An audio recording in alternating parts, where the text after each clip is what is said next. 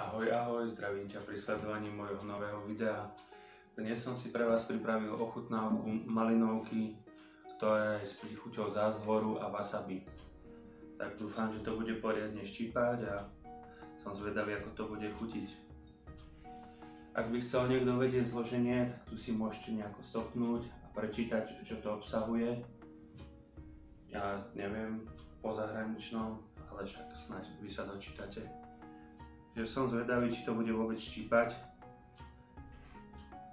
Takže poďme to koštovať. Sičí. Čože? Čože, Román? Takže to je dokonca sodovka. Ešte, že mi to nevykypilo, lebo ja som na to expert.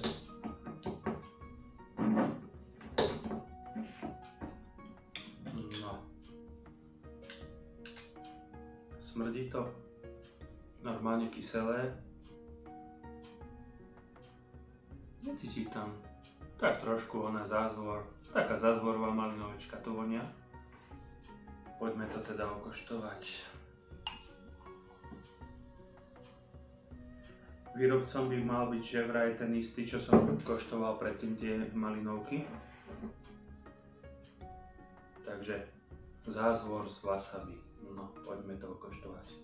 Na zdravie.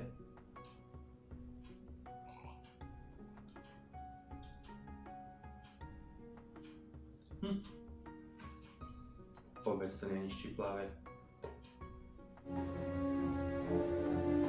Zase len vlastný marketing.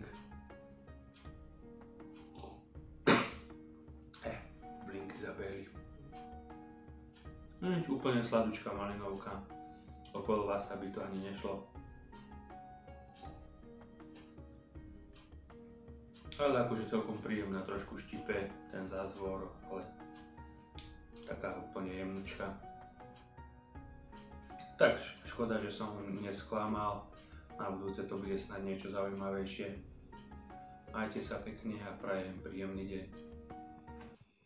Už je to asi 10 minút, čo som dotočil video a pozrite sa, ešte stále to bublinkuje.